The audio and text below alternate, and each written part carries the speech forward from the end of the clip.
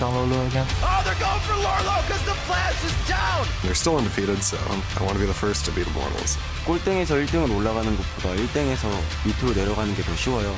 저희가 만약에 한 판 이긴다고 하면은 IMT도 쭉 떨어질 거라고 예상하고 있기 때문에 꼭 이기고 싶어요. I don't think no one can stop us. It's impossible.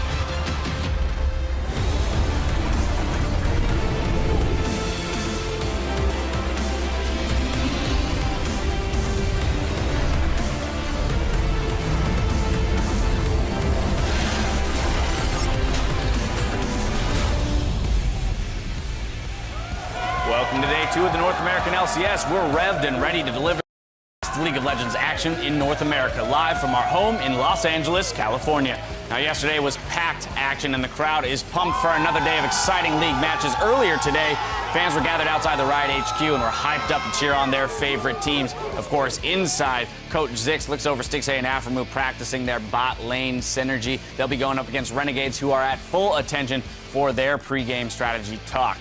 It's going to be a big one for both of those teams today. Joining us, thank you very much for joining us, this afternoon. I'm James Dash Patterson, and joining me on the analyst desk is Sam Kobe Hartman-Kensler, along with returning special guest Marcus Dyrus Hill. Good afternoon, gentlemen. Good afternoon. Hello. There we go. That is the correct response, Kobe. You passed the first test of the analyst test today. All right, well, let's check in on the standings to see how the teams finished up day 1. Immortals is in first place, but C9, CLG, and TSM have found themselves in a three-way tie for second, 2 Sundays in a row. Energy Esports is in 5th, while Liquid sits just 1 win behind in 6th place. Echo Fox has tied up with Team Impulse in 7th, while Team Dignitas and Renegades fill out the bottom of the standings. We've got a packed day of games, though, today headed your way, starting with Renegades versus CLG. Then Dignitas goes up against TSM before Energy Esports faces off against Cloud9. Game 4, we'll see Team Impulse battle Echo Fox, and we'll finish the day with our match of the week, Liquid versus Immortals, where Dardoch will get another chance to prove himself against last week's MVP jungler. Now, we had a lot of great games yesterday, a few coming down to some impressive team fights. Echo Fox ended the day with a 60-minute slugfest to grab the 3rd straight win with their roster back in full form, which bumped them 1 rung higher up in the standings. They did, and they did it with 2 Zerat portals, having to fight 2 Zerat portals as well. I don't know how exciting those portal fights are, but really the exciting part is that Echo Fox with Froggen back look amazing. Froggen has some crazy statistics as well. In his 5 games, he's got the highest first blood percentage, KDA, CS difference at 10, all the top stats for mid laners in the North American LCS. He has only played 5 games, though, so. He's only played 5 games. He's played a fair amount of Corki as well, the last 3 games being on that Corki. And then we saw earlier in this split the Lissandra. I guess my question to you, Dyrus, would be, is there a champion pool? Is there a way to target ban him out so that he's not on a champion that he can put forth these kinds of numbers and help carry this roster to the victories that they're seeing? Well, not only is it a trending thing for Danish mid laners who are extremely good, these Froggen is especially like one of the veterans of the league, so banning him out is definitely out of the question. I think he's been playing for far too long to be banned out, and even if he is, like, he just has something under his sleeve. Yeah, absolutely. I mean, he shows, even in a couple clips that we've seen, too, of those team fights, that he is always cool and calm under pressure and leading that team to victory as the veteran. Yeah, something that comes with playing the game since it was released is that you've played all the champions pretty much. So, I mean, you can sort of target ban him and play what he's played most recently, but he definitely has more things he can use. He's gone through all the metas, all exactly. the patches.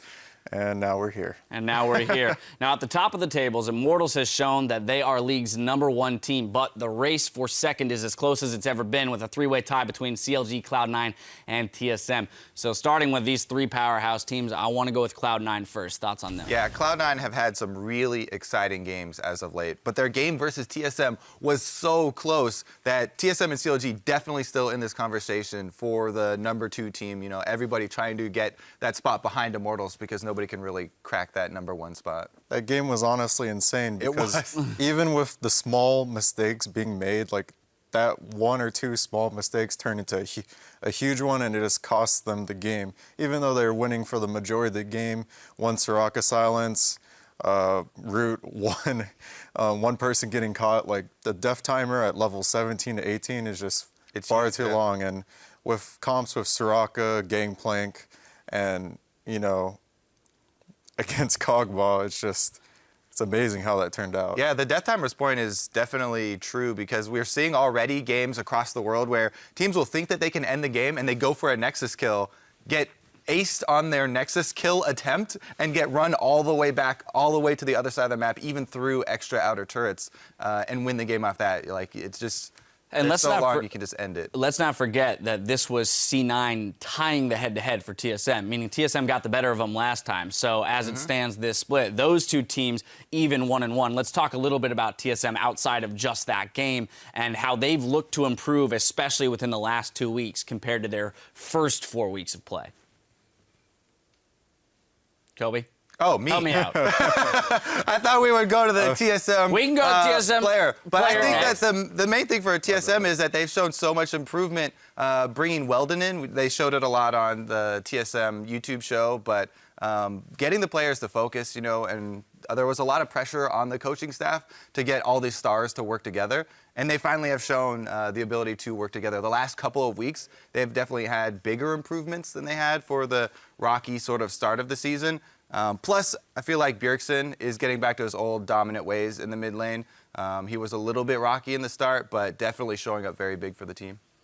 Now, Darius, I don't know how much interaction you have with the current roster of players at TSM, but something that kind of jumped out at me yesterday was even in the defeat moment, watching those players immediately huddle up, they didn't look nearly as defeated as they had in the past. I don't know if you can speak to whether or not this is a product of Weldon working with the team, but they seemed, even in that defeat, in the loss, to be holding their heads much higher and be much more unified as a team than they had been in weeks prior. Still being a part of TSM, I'm still pretty much a spectator, so I know as much as, you know, the next Redditor.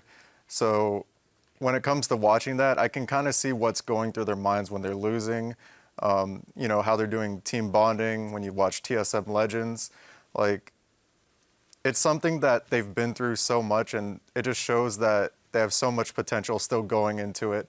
Honestly, they're kind of like the new CLG where they just have so much potential, but they're not just, you know, synergizing together perfectly. Right. But, Well, you it's know, only fitting you pick up double lift, that the torch passes for the potential, right? yeah, just too much potential. Well, speaking of CLG, the team that once had a ton of potential might now have that potential realized here with this roster. Let's talk about them for a moment. I mean, they have had interesting games where they've made questionable decisions. The game against TSM, for example, where the second game against TSM in which they lost, where they just kind of opted out of their classic lane swap strategy. You know, what's our diagnosis of this team? Are they just a lane swap team? That's the only key to victory for them? So they did return to the strong early game and the strong lane swap and objective trading in the mid game. But one new thing that they did show was Smithy on an offensive jungler, on Nidalee. And he crushed it. He had the highest damage on the team. He had all these great numbers, you know, high CS. And he was able to play that invading style jungler and use Nidalee. Maybe we'll see him return to his days of Lee Sin and the glory days of Smithy, like Vulcan Smithy, right? Yeah.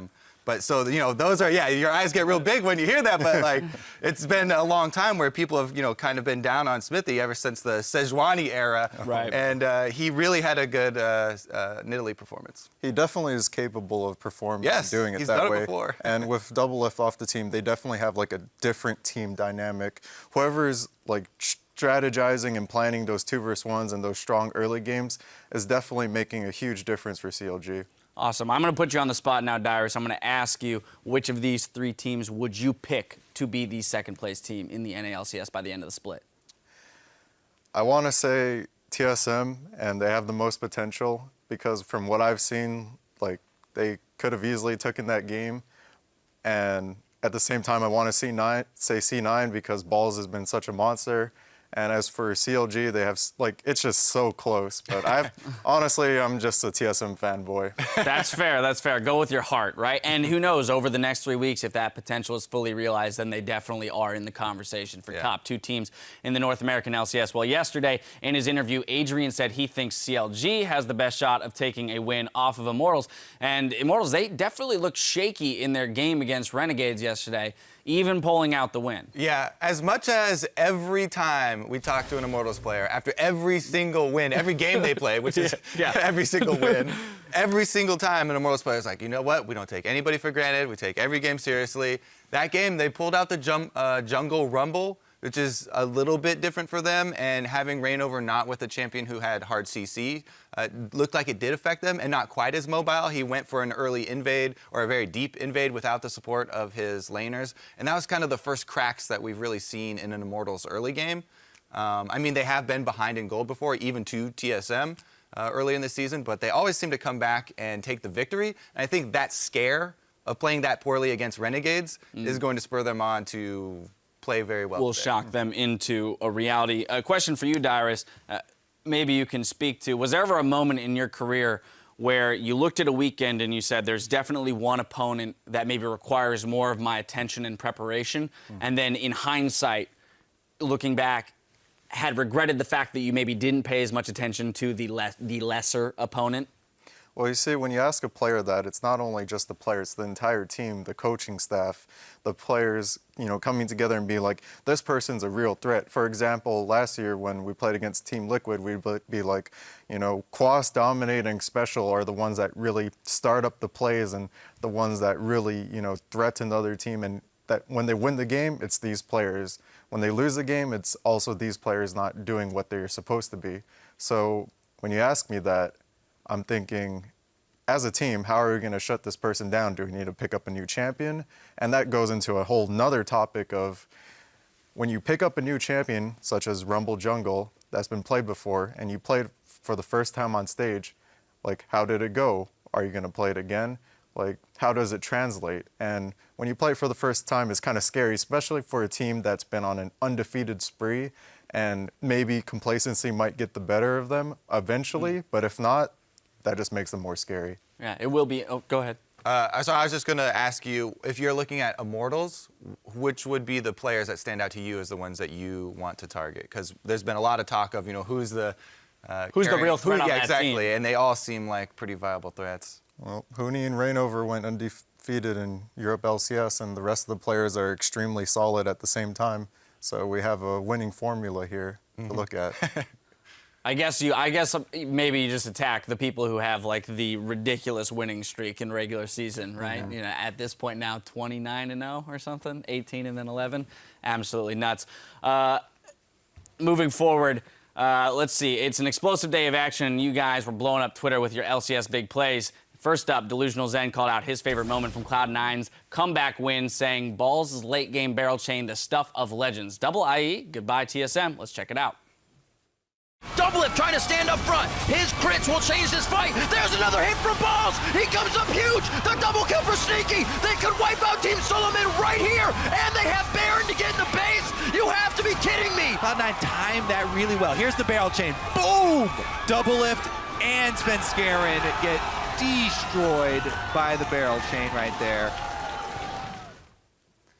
I mean, everything about that game, there were so many team fights that had so many little things going on. It was actually really cool to watch.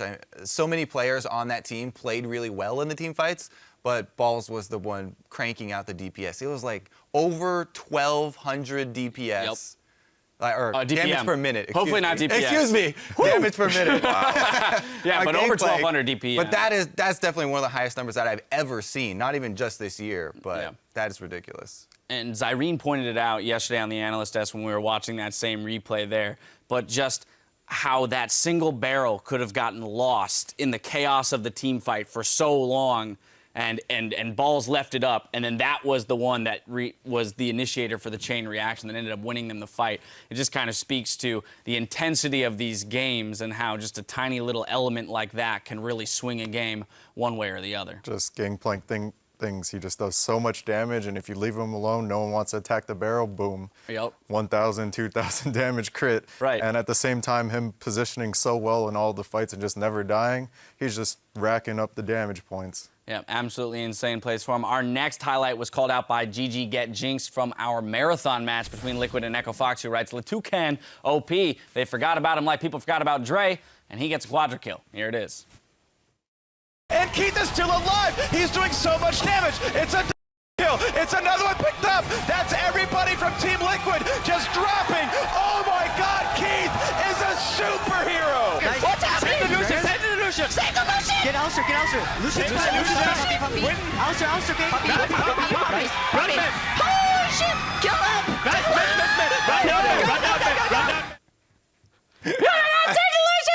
Yeah, I think the best part of that replay is the difference between big shot calling and Froggen shot calling. God. Because Froggen, you can tell he's the senior guy. He's very calm. He's like, push mid, guys, push mid.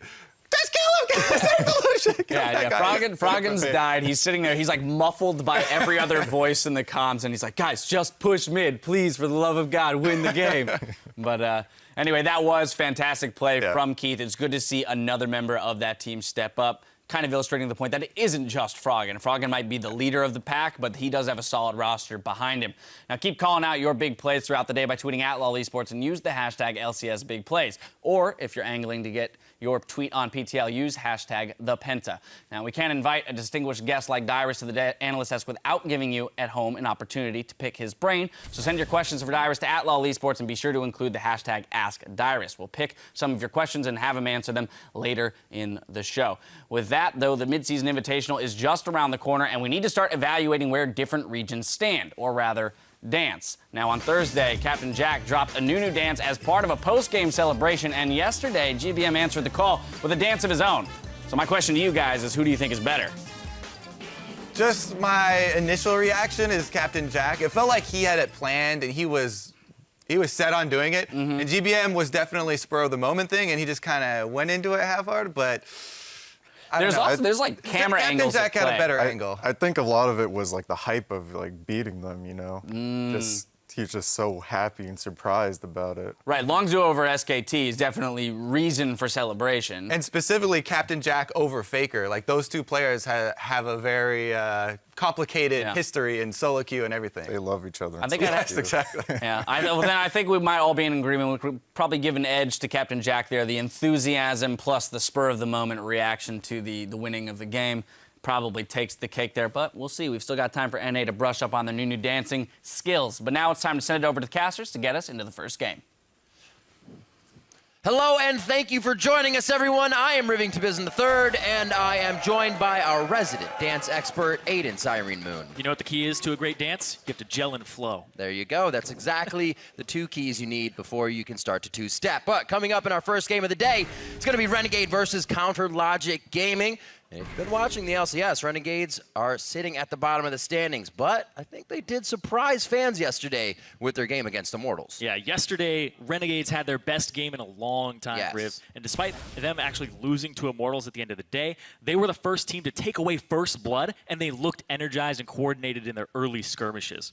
But of course, despite going up with 6 kills on Immortals, Renegade's highest gold lead in that game was actually only 162 gold. That's only 3 potions, Riv. So I don't think those potions were used incredibly effectively, because Renegades, they were working as a team and using superior numbers, but they need to be conscious of what they're giving up when they move as a group. It's like 5-manning that mid lane. Well, what are you losing on the other sides of the map? Right, and you're talking about Counter Logic Gaming. That is going to be a tough order.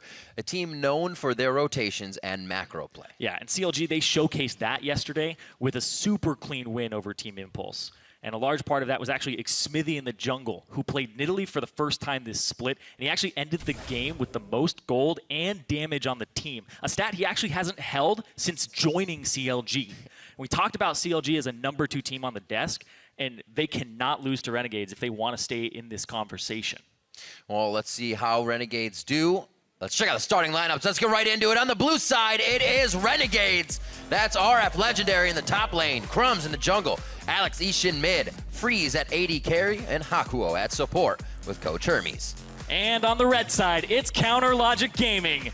Darshan in the top lane, Xmithy in the jungle, Huhi in mid, Stixay at AD carry, Aframu on support, and Coach Zix taking care of those picks and bans. We'll see how the early game goes for Renegades. Much obviously stronger, and that's how they got their foot in the door last game. We saw Crumbs on that Gragas in the jungle, which helped him get a little more in the face of the other jungler. He was kind of causing disruption. He didn't get the team too much of a lead, but it allowed Crumbs to kind of get the vision down he likes to get and then enable a few things for Renegades. Yeah, and that draft that Renegades had up against Immortals yesterday, I actually thought that Renegades had a very good composition. The Malphite Orianna with the Gragas behind it, and then they had Freeze on Caitlyn, and that seemed to be a really good combination with the Braum. So Renegades have been drafting pretty smart in the last few drafts that they've had, but yesterday I think they came up really big despite not winning that game. I want to see what they get here against CLG, who have been kind of all over the place in picks and bans, but they've been finding that mid lane assassin for Huhi is what they like to go towards now. Yep. See the Kog'Maw getting banned out. That may mean the Lulu is actually left up for the composition. We see those two being either paired or taken apart in these comps. The Nidalee will be taken away. Recognize that play from Smithy right away. And actually the Lulu goes along the wayside with the Kog'Maw. It is going to be a first and very quick pick, Gangplank. Oh, a Gangplank for possibly RF or Alex each here. Yeah. RF back on the lineup this week. And yesterday, he actually got a large lead on Malphite, but he wasn't actually able to use it. He gave up a whole bunch of CS. He didn't pressure appropriately. So if RF is able to actually snowball a lead here, he might be able to come up with a big Gangplank to take over the game. Right. No, it's going to have to happen. It almost seems like CLG left that up, feeling like if they're not going to get their Nidalee, they get the Gragas now, and also take the Corki away. We've seen that go into the mid lane quite a bit lately. Froggen's played it the last 3 games for Echo Fox. Now looking for Renegades. Pick. It's going to be Braum Lucian. Quick going for both teams. They know what they want here. Yeah, Braum very strong right now. Highly prioritized support since the Alistar nerfs. And it synergizes really well with things like Lucian, and also we have Kog'Maw that it synergizes with too. But I want to go back to the Corki here, because if that's Huhi's Corki, Huhi actually has not died this season on Corki. He's currently 10-0-7 on that champion over 2 games, and it's been something that, you know, he loves playing assassins, he loves diving in. I think his package use is actually quite good on this champion because he's not afraid to make those dives. You can kind of flip that switch and go in, but no, he needs to stay in a good position because you're still quite a squishy champion once you make that dive.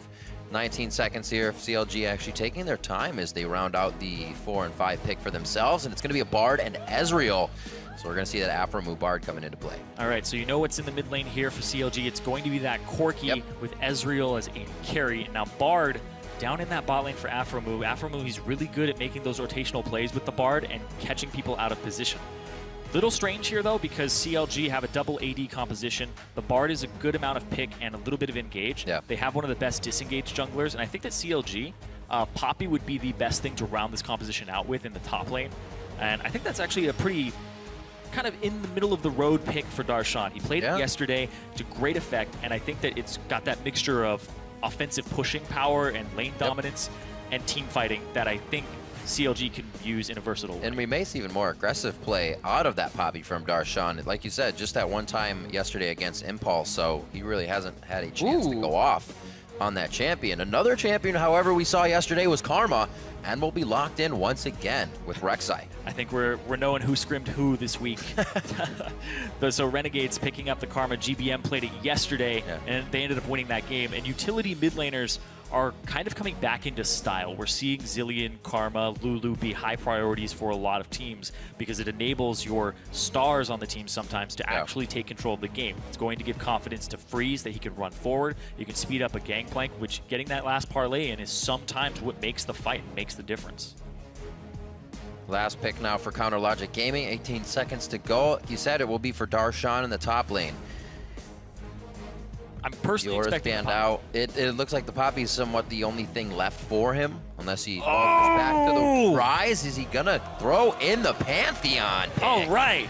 And we're gonna get a top lane Pantheon from Darshan here, and it might be the matchup versus RF Legendary's Gangplank. Oh man, Pantheon is very lane dominant. He needs to be able to get a lead early on, but the rotational play you can make with this team comp and diving on the back line, nobody is safe at that point. Renegades lineup, the only people who are going to get tanky are the jungler and support. If you're able to jump onto the Karma, the Lucian, get on Freeze or RF, you're going to be able to destroy at least one of them. And I want to see what Darshan takes here as a Keystone Mastery, because Thunderlord's Decree is good for his combo, but if you want to go for Spear Poke, sometimes you actually take Deathfire Touch on Pantheon. It's a little bit different, but I've seen it before. I want to see the synergy They've planned this out, the Tempered Fate into the man drop. We'll see if he can get it to work. The timing's gonna have to be perfect, but the composition overall looks like it's going to be very hard to fight against. You have the poke, and you also have disengage from Gragas. We'll see if Renegades can get themselves into the fight. The coaches will step off stage, and now it is up to the players. Let us know if you think CLG will take sole possession of second place with this game, or if Renegades will stop them in their tracks. Send your predictions to @LOL Esports with the hashtag REN win or the hashtag CLG win, and we'll tally those votes up as we get into game. Week 6, day 2 here. It has been going very fast. Teams don't have much more time to kind of fix the things that are wrong. They need to be fixed now, and the wins need to start flowing in. We're going to be getting onto the Rift right now. Renegades versus Counter Logic Gaming. Yep, after today, we will be 2/3 of the way through the split here, Riv, with only 6 games remaining after that. I want to see what goes on with this top lane Pantheon, though. That's where my attention is. The Corrupting Potions start. Yep. Very standard. You need to get that mana back, throwing the spears constantly, and it also gives you some extra poke and trading power. But I want to see the shield blocking parlays. I believe that's how that interaction works, is that Pantheon will auto-attack minions, and then you cannot get the same type of parlay harass that you normally get as Gangplank. Interesting. All right, Huhi taking some hits. He's going to pop the Corruption Potion, rather. Remember, if you go back by 120, you basically make it back to lane in time for everything, or to your jungle calves. A lot of love taps in the beginning of this game. Yeah, trading back and forth. CLG actually like to go for a lot of blind invades here. They like to go run into the enemy jungle, put down some wards for the lane swap here. But nobody actually gets lane swap wards down. They get some jungle wards down to see that.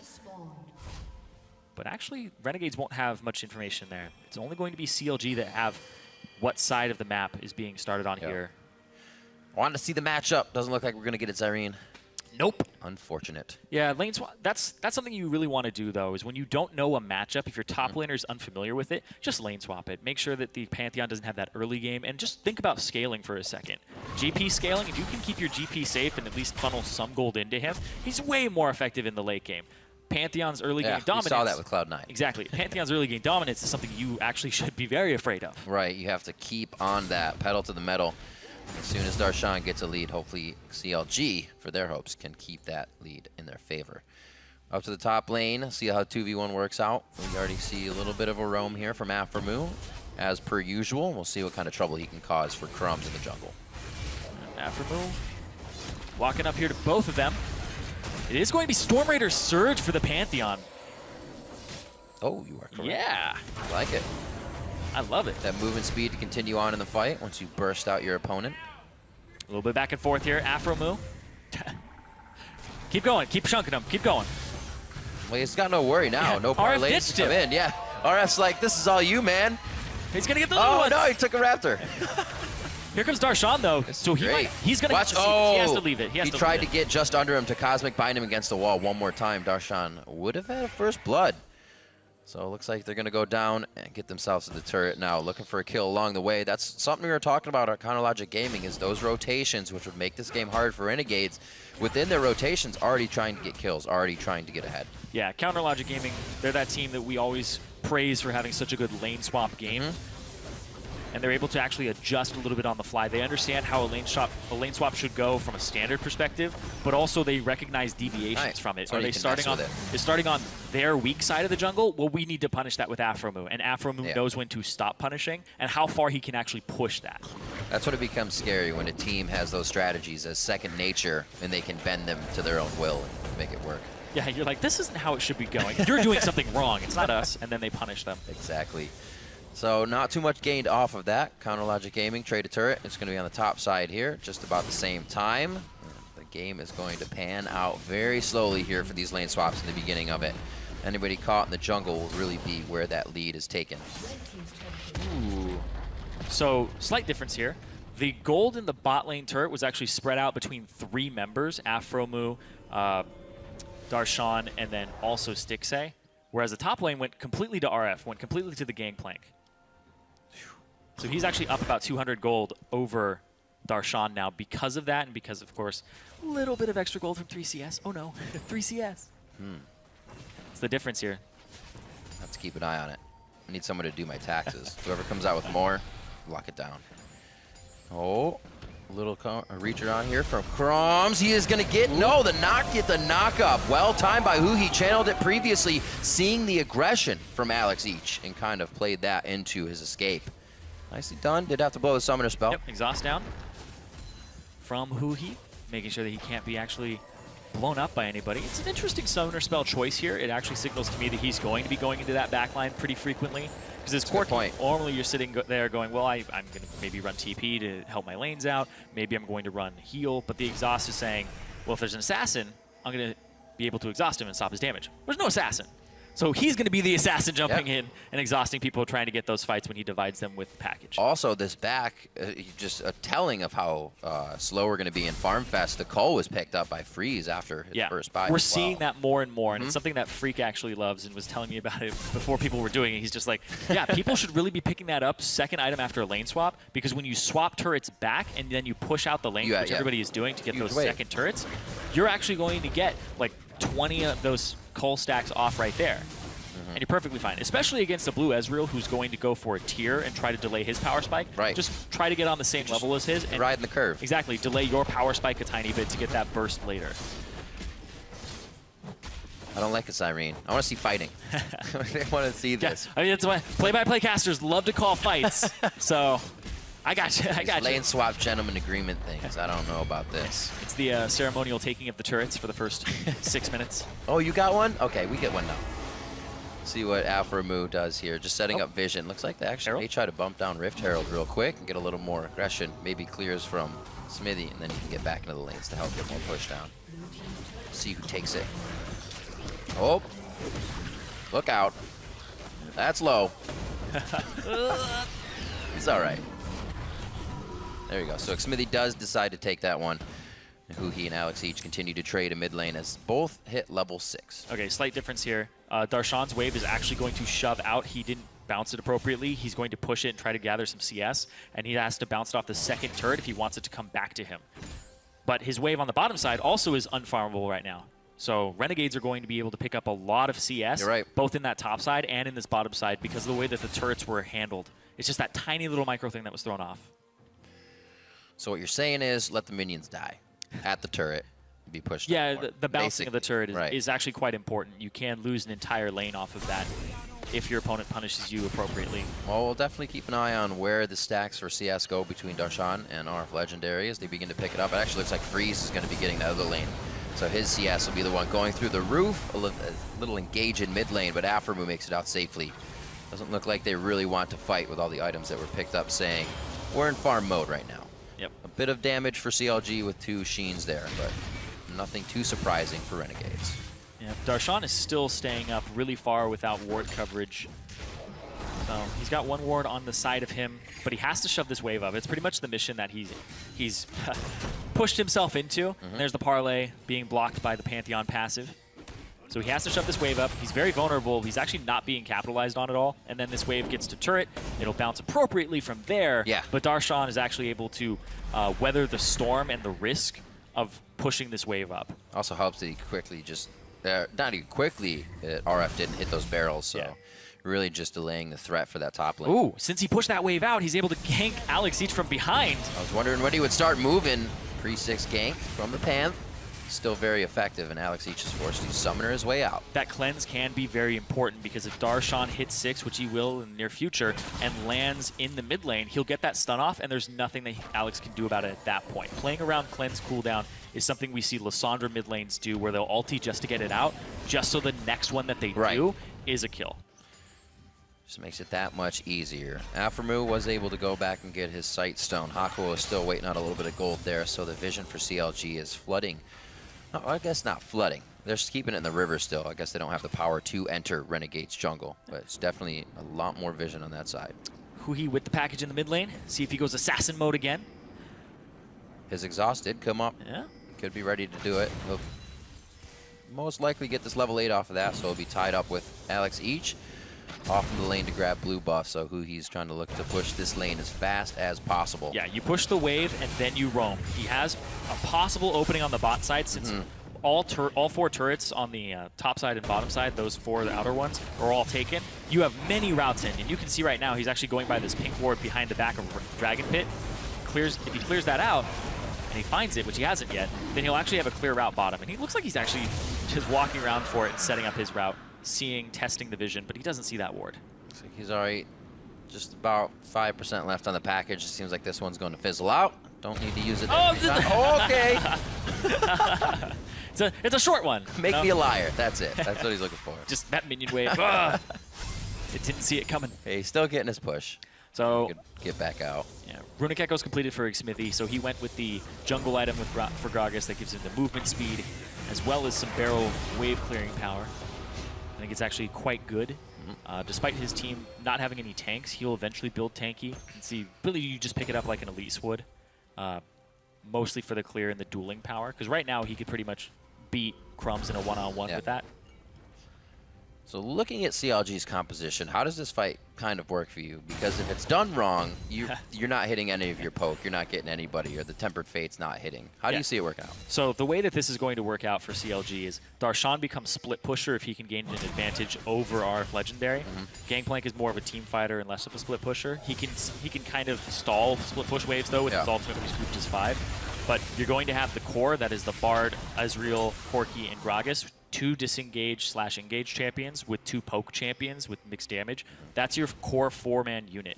If Darshan gets split push advantage, he has TP and he also has his ultimate, the Grand Skyfall, to join that fight. So then CLG puts a timer on the engage from Renegades, which they actually don't have much engage. So they could end up losing turrets to Siege and then losing turrets on top lane.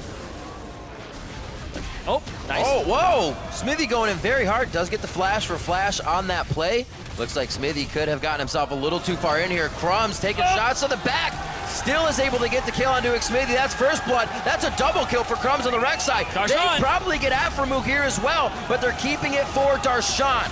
You are absolutely correct, Cyrene. I don't know if they fully want it. It's been such a long fight. Renegades is able to bolster themselves once again. Hakuo now gets in there. Crumbs looking for a tunnel. Afromuk turned around for another attack and gets the triple kill over to Crumbs. Renegades group up and they take CLG by surprise. It's exactly what they did yesterday to Immortals. They did not expect that many members to be on the same page and collapse that quickly. Renegades make it through the early game unscathed, even with CLG, and then they have a skirmish that was actually started off by the members of CLG. Smithy went in.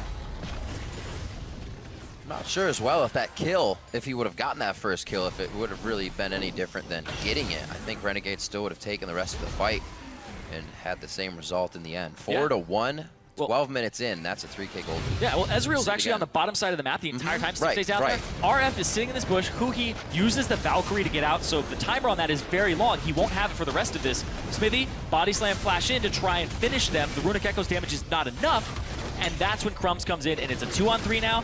They end up killing him. Boom, Crumbs is able to go after Huhi. He doesn't have Valkyrie back up yet, and Afromove flashes in. And there comes Darshan. So one member goes down from Renegades. But look at that, another member comes in, the numbers game. That's all that they're playing on Renegade's side is the numbers game. As soon as a skirmish comes out, people are coming there much faster than CLG members. And you can see Stixay just now makes it to the mid lane because he had a wave bottom that he had to clear out, that he wanted to push. All right, another spark early game here from Renegades. Let's see what they can do with it this time. Because last time they only had 160 some odd gold advantage.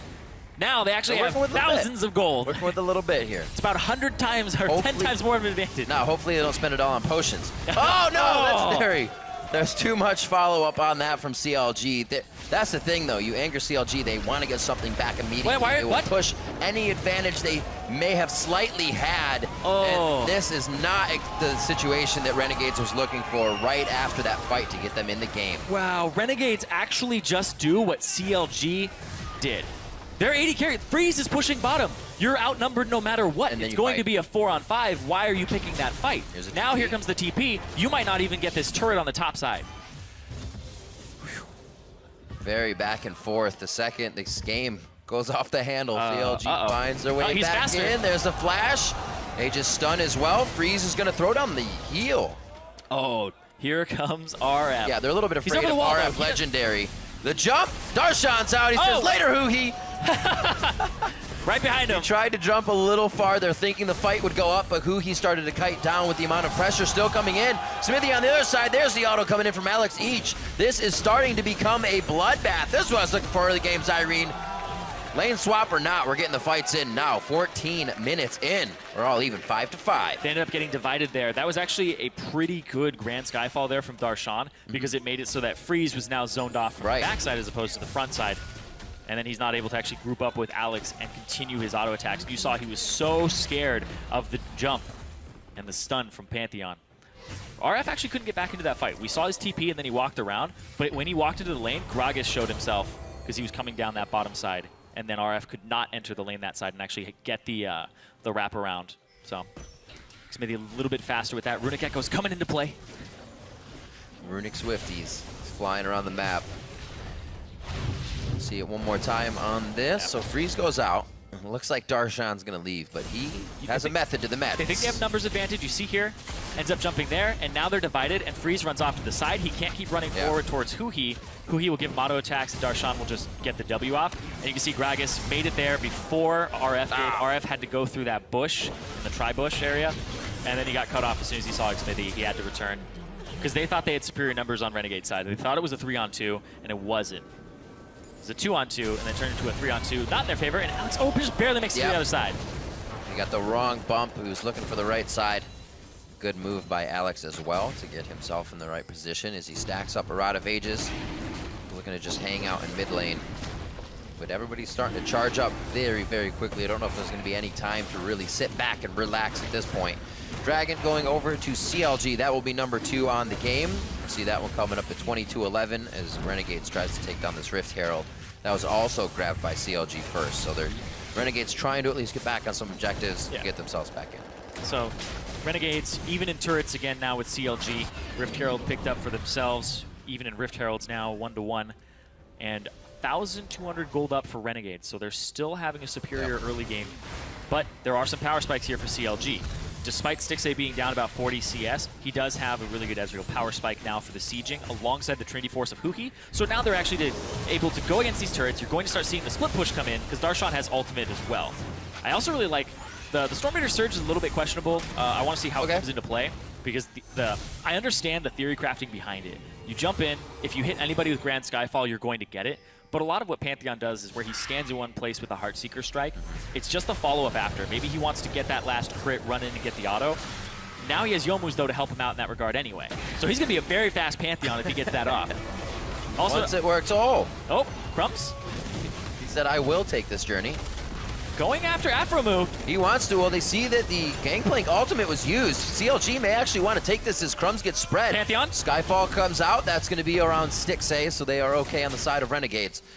And this shield has actually been stopping quite a bit. I thought it was actually quite nice that they used the Essence, the True Shot Barrage, I should say, first, and then used the Corky Poke, but then they went hard, and it didn't even matter. Yeah, they're actually stopping the siege here from Renegade's side. They're able to actually stall it out, and then continue to poke. So this Karma is becoming a big pain. And Hakuho on the Braum stopping a lot of the sieging and the poke is also really good for them. So CLG and Renegades, this is looking like a really good game so far.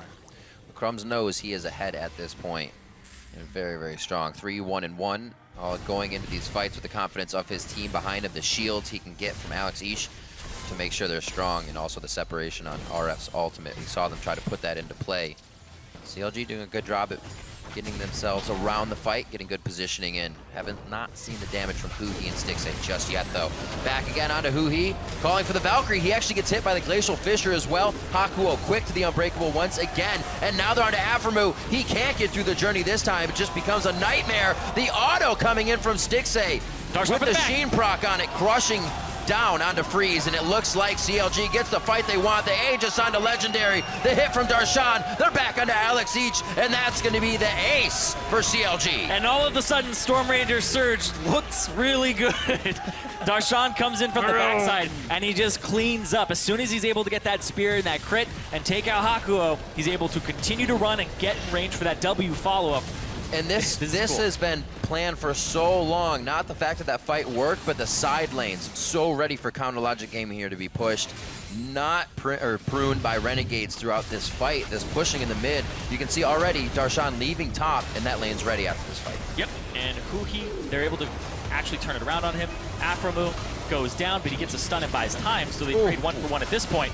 But then the poke there, both AD carries from CLG stacked on top of each other, and then it's just the bruiser follow-up. Storm Raider surge allows him to close the distance. Ends up finishing off RF. And then he blocks a turret shot. So Pantheon, great diver for that as well, because he has that. People flashing for kills. Barely takes any damage from these turrets. And that actually allows Pantheon to build a little bit squishier than you would expect. So the Youmuu's Ghostblade is fine. He's still able to dive turrets. He's still able to block some abilities, or like parlay. But now he can go for things like the Sterix, like the Black Cleaver. I wouldn't even say like Maw is out of the question here. I think there's a lot of great things you can build on Pantheon. And he's currently sporting, I believe, 40. Yeah, he's got 40 armor penetration at the moment. So running a bit in his page there. A 20 from the Ghostblade, and then also the Masteries.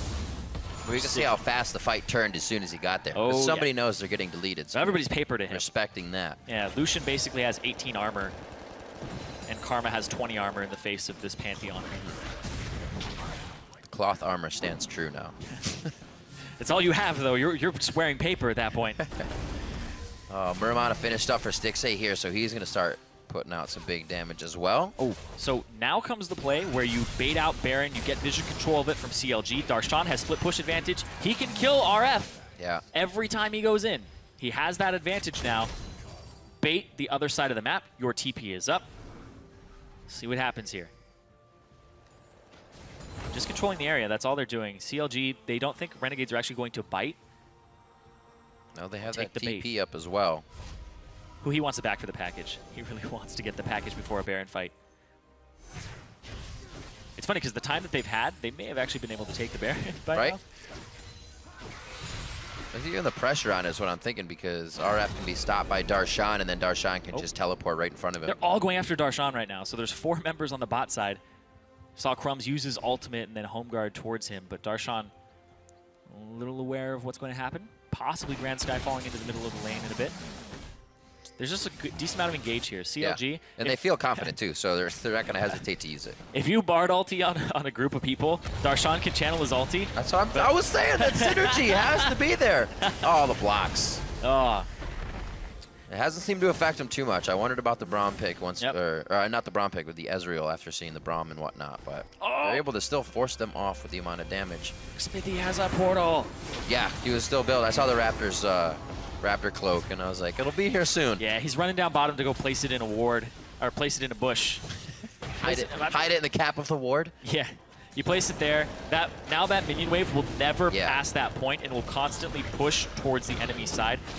And also it becomes very, very annoying, because when you are doing Baron, you still have this minion wave pushing bottom. It's always going to push. It's always going to be on CLG's side now because of that portal. In order to clear that out, you have to push the gigantic minion wave that's built up. You have to push again. You have to push through Darshan, who's most likely going to be guarding it, and then you have to kill the portal. If you allocate too many people to do that, because RF cannot do that alone, then you're going to lose Baron on the opposite side of the map. It becomes this gigantic mission that's worth too much. And it's right in range, too, to actually have those minions, the, I don't even know what they're called, the Void Spawns? Oh, Zats. I call it Zats. The Zats. All right. Zats. The Zats. When they reach that's just in range to actually reach that tier 2, so that tier 2 will continue to take damage if that minion wave is shoved up. They are Void minions, though. Yeah, they're Void Spawns. Yes. Not to be confused with Voidlings like Malzahar. But they're Zats. The Zats. The Zats. All right. 3K gold in favor of CLG here. It was 1 or 2 towards the beginning of this game for Renegades. Still starting off strong, but losing kind of control of the map as things start to spread out. Maybe it was vision, maybe it's something else. But teams always seem to get the better of them around that 15-20 minute mark. And now, as we said, with that Syrah portal in the bot lane and CLG usually having their lanes pushed up, one fight could mean Renegade's base here. I know a lot of people who are really happy with this Pantheon pick. It's those guys in solo queue who are like, just let me pick Pantheon every time. Every time. It's like, so ready. Okay, I guess so. Can he take on RF? easily. Just a few shots. There it is. Baron call here for CLG. Renegades. There goes the blue trinket. They know. So they go. Oh, Darshan got killed him. hit. How did he live?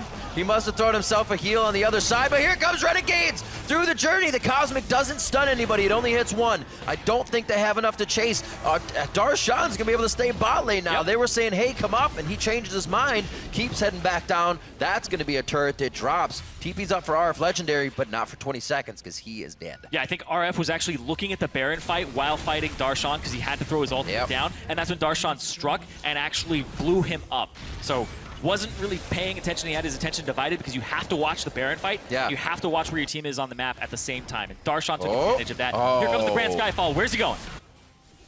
Right onto Alex. Blue. Alex is close. He is going to be able to hop in. That's a little too much damage than what he wanted. Huhi with a pretty nice Foss bomb, though, almost drops Hakuo. Hard to talk.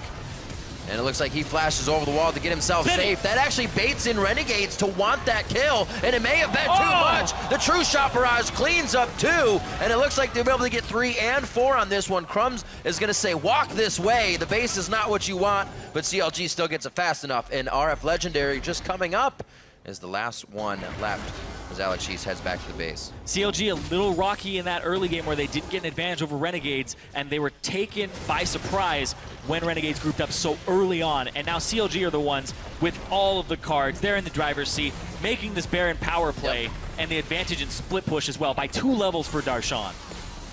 They decide take this. They still have bot wave pushed a little bit, but the health bar is being half right now. Could be bad problems with 2 members coming up. So it looks like they're going to clear this wave, get themselves back and more items. And once they grab control of this game, Chronologic Gaming usually does not let go. No, they don't, especially when you're in this position. Yeah. After moves Bard, sometimes we'll see some Bard performances by him where it's like, okay, well, that maybe wasn't the best move. Speaking of not the best move, Darshan jumps in, doesn't really have mana for the follow-up here, and then the Bard ulti comes down, it zones, and that's where Darshan ends up dropping. Freeze thinks that Huhi, he can get him because he knows Valkyrie's down, but the flash from Huhi to reposition, and then Xmithy with the flash body slam, and the barrage hitting true there onto 2 members, picking it up. 6A. There's been some highlight clips of his true shot barrages before. That guy is pretty good at Ezreal. Good, just like over the shoulder, no look. Yep, no look. Close your eyes. And now CLG, they can 1-3-1 if they want to. Yep. They have that middle inhib that's down. It's going to continue pushing. Oh! Is this low? Everybody's with you, Zyrene. Here comes Grand Skyfall. Crumbs. Oh, the knockup! Oh, he lives. He will get out of this one alive. Push back. He's actually saved. We are going to see Huhi coming back down mid lane. I believe he has a package. Looks to be cruising quite fast right now. Yeah, he does. I don't know if they're going to keep a fight up here. He should have time to use it, but Chronologic Gaming do not get a kill on that push. Renegades should be able to stand tall here on this defense. Those are actually a few moments of brilliance there for Renegades. We saw Crumbs knock up just in the right moment to stop Darshan, pretty close in those frames. And then Hakuo actually put his shield up to block Xmithy's final barrel to actually try and blow him up there. So the Braum shield absorbing that and actually just stopping it short. So Crumbs took no damage and walked away with sub 100 HP.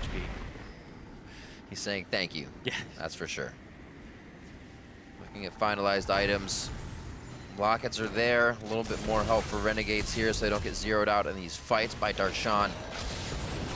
But the whole team of CLG may just be too much at this point. Looking at an 8,000 gold lead right now on Renegades as they knock on the front door once again.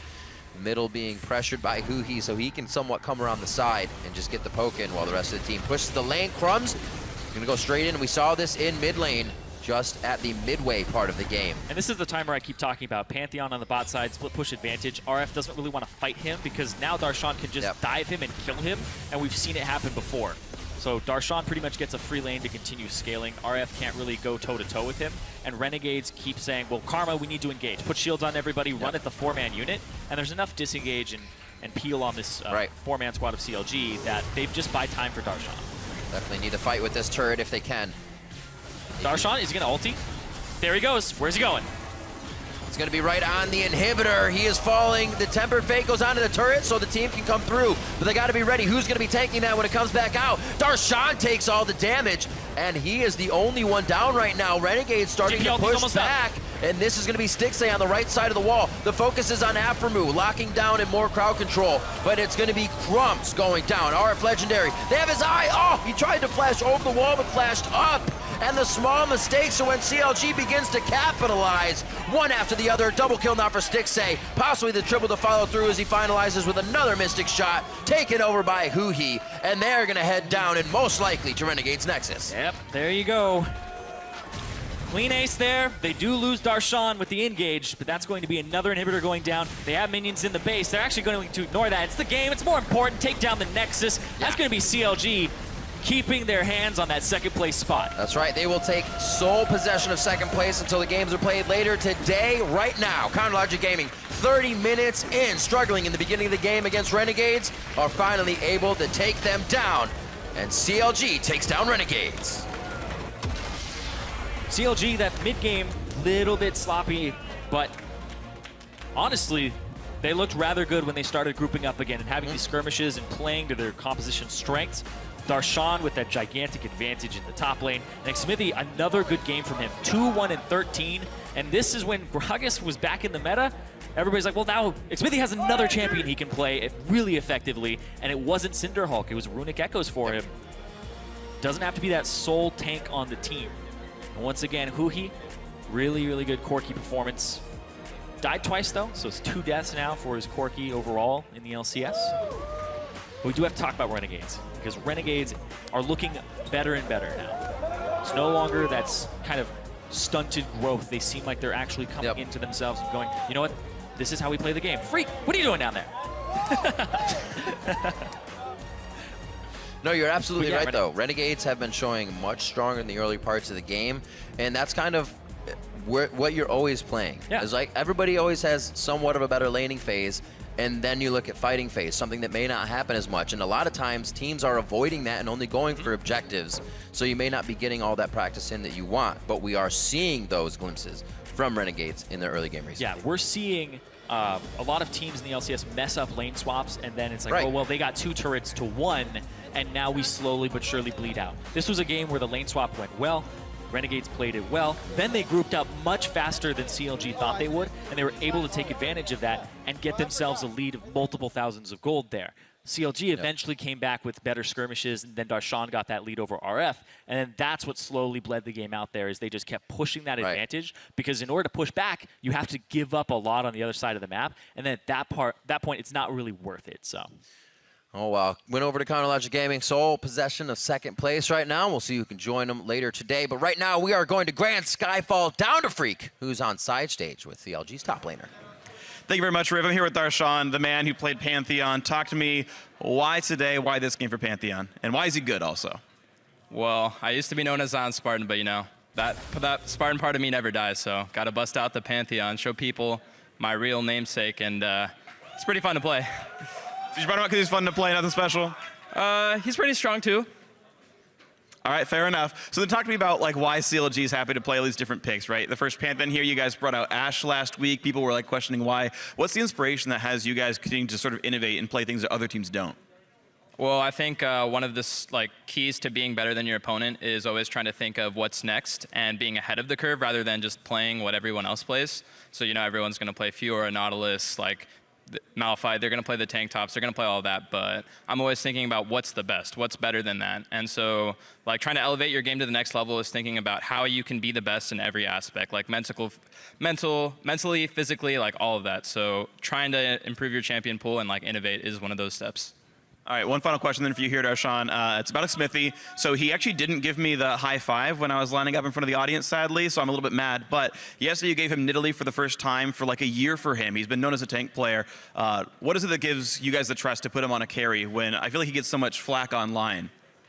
I think it was more of just like the way we played as a team was wrong. I think Smithy's always been a really good player, but he always does what the team needs. And we realized that Smithy's an amazing player who can play any champion, so why not let him go wild on Nidalee? And of course he did, Darshan. Thank you very much. Congrats on the win. Better than Smithy. Actually gave me the handshake. Thank you very much. Send him down to the analyst desk. Thank you very much, Freak.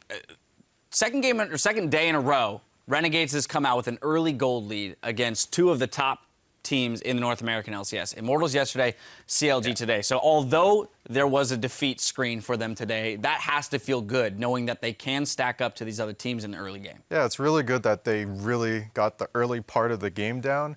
But the big difference between the lower tier teams and the top tier teams is that keeping that lead. When you see a top tier team get that lead, they just hold on for it for their dear life. But you saw in this game, when Renegades got that huge lead, they gave it right back 2 minutes later. Right, and that, go ahead. Oh, no, yeah, I just want to focus in on that huge lead that Renegades did get, because one of the things I was looking at a lot this game were plays that were made without vision, deep on the map, and a lot of teams, both teams actually, overextended at different times. And the play that we have the replay of is that huge lead that Renegades did. Yeah, we can pull that up. 11 minutes into the game, we see a 4-for-1. It starts with like a 2v2, 1v1 skirmish, and then eventually turns into a 4v5 team brawl. We'll roll this out on your screen. Renegades getting the better of this one. Yeah, so this is because, you can see the decision making here from Smithy. They think with the vision that they have, they can go for this 100% and they're going to get RF, but he flashes out of that and it's an overcommitment. They didn't know that the extra numbers from Renegades were all on the way. Whereas you can see, those are the only members of CLG that were even coming. Now we have late members arriving from CLG trying to clean up the scraps. But this is really where the huge swing in the game came from, and this huge lead that Renegades got was due to an overextension of CLG. Up until this point, Renegades had been doing a good job staying even in the lane swap and, going blow for blow, maybe even a slightly ahead with Cole for Lucian. But at this point is when, CLG kind of stepped a little bit further, outside of their bounds, and Renegades punished them really well for it because they had the fog of war advantage. And that all started with Smithy going in there. He saw an opportunity, and even if he could have executed it perfectly, he needed to judge for the rest of the map. They had Lucian coming up, and Ezreal was still bottom at the end of it, and that's how it turned out. So some sloppy decision making. Even if they did secure that first kill, the rest of the fight still probably plays out about the same way. At best, you probably get a trade there, yeah. Right, exactly. I do also, though, want to, focusing still on the early game and Renegades play, want to recognize the fact that they found themselves the lane swap against the Pantheon, trying to avoid that 1v1 against the GP, because we had mentioned as soon as we saw that locked in and Champions like, oh, Pantheon is fantastic in the 1v1 against GP if they can actually find it. So good on Renegades to lane swap on the lane swapping team. They did manage to get the vision down that they needed and execute on that lane swap. Yeah, and Pantheon is just the solo queue 1v1 terror because no one lane swaps in solo queue. But in competitive play, you're able to avoid that lane. What happens in the Pantheon versus GP lane is that every time you queue Pantheon, he has that block up. When you take down his block, he stuns you and he has block again. And you're like, huh, I have oranges, but I have no damage. Yeah. From the Pantheon point of view, you could be Gangplank here. I'll be the Pantheon. I'll take this matchup. Right. I double you onto you. I stun you, and I make you use your remove scurvy early so, you don't get as much heal. And yes, you can take off the stun, but I'm still going to spear you afterwards, and you still take a big chunk. But another interesting thing about that is the Storm Raider's surge that Darshan had that you mentioned earlier. Every time you get that 30% HP, you can't run away from him, and if it looks bad, he can just run away. Right, yeah. Typically, you're scared of a Pantheon when you don't have your escape, flash spell. Well, if he's got a Storm Raider Surge, even if you flash away, if he's already dealt that 30% damage, he can catch you. Well, specifically against Gangplank, in this Gangplank matchup, when Darshan is going to go seek out the Gangplank in the late game, you have all the answers if you have Storm Raider Surge, because your play pattern is still, yes, I'm going to double you early to get the gap closer, and you're going to have to use remove scurvy. After that, all I have to do is spear and maybe an auto. This is a DPS champion. Gangplank, it's very easy to deal 30% of his health in damage, so it's so easy to proc the Storm Raider Surge. Then you know that he has no more remove scurvy. He has nothing that he can do, and you chase him down.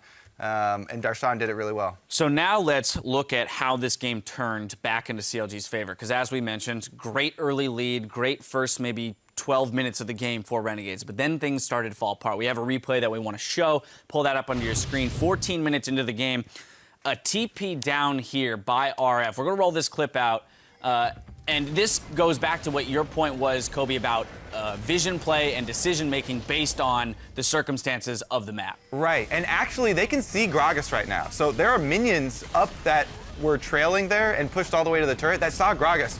What you're seeing right now is Alex and Freeze thought that they had numbers advantage because of the teleport of RF. But RF he got a little greedy here. He wanted to go around and cut off the members of CLG that were running away. But when he ran into Gragas, who was coming down the lane through those minions, he actually couldn't even 1v1 the jungler, and RF had to turn back around, and then Alex and Freeze are sitting there like, oh, what? I thought we had the teleport advantage. I thought we had the numbers advantage. So this is kind of a lesson, because this happens so often, even in solo queue games where you think you have the pick and you want to cut them off, but you should stick with your numbers advantage. If RF just went with the pack, and they had that three-man pack, they probably could have gotten At worst, skills. they just walk away from it. Or even that. if they realize that like this still isn't going to go in our favor, now as 3 we can walk away. I had the privilege of seeing on my own client scrolling up to that 1v1 between the Gangplank and the Gragas, and it was literally a W and a Q that took him to half health. I mean, the Gragas was pumping out a fair amount of damage with that Runic Echoes early in the jungle. It's like one of those things in solo queue where you get, oh, we killed the support, time to go Baron. In this case, it's like, oh, I have the TP flank, this is our chance. Right. But it's only something you do when you're really far ahead. I mean, when you're kind of in the middle, you kind of just have to, you know, take the budget path and just group up with your team. And even if you're not cutting them off, you're still giving them the power to like go all the way through. You're kind of skipping steps and, you know. Yeah. It's kind of the same thing where you have to judge risk differently in the early game when you don't have deep wards and you haven't had time to set up for these plays, and you're just kind of going off instinct and going for heat of the moment plays. Yeah. So we saw from there the gold differential kind of even out and then grow in favor of CLG. And from there, we saw a more accurate representation of what you were talking about earlier, Dyrus, the difference between a top-tier team and a lower-tier team, in that CLG, once they had gotten their gold lead back, they played it out a lot more methodically. Step 1, get that gold lead. Step 2, wait for your power spikes, play for objectives. If you still have that gold lead, keep going for those objectives. And if you're behind, wait until the opponent makes the mistake. And CLG played it out very well. Yeah, they played around the 1v1 that you mentioned, Darshan, or the Pantheon versus the Gangplank. They had that great Baron call, which they were able to snag and get out using the Bard Tunnel.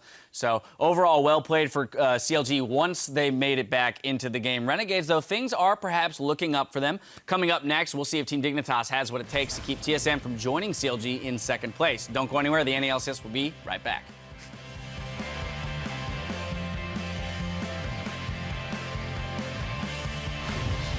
I mean, Z0 and Gauntlet has... Dude, if you play against lane with Z0, just buy Call and go there and farm the fucking creeps. And get Call like in or pick Veigar 3 waves. and Q the Z0 minions. Countered. Still is able to get the kill onto Xmithie. That's first blood. That's a double kill for Crumbs on the rec side. They probably get Afremuk here as well, but they're keeping it for Darshan. I'm running behind them. You guys see me? You guys see me? There's only three. Go. Karma. Okay, It's all you guys. It's all you guys. Karma. Freeze? Yeah. Flash. I'm on side. Let's go. Ulted. Nice shot. Yo, I'm gonna put it over the wall.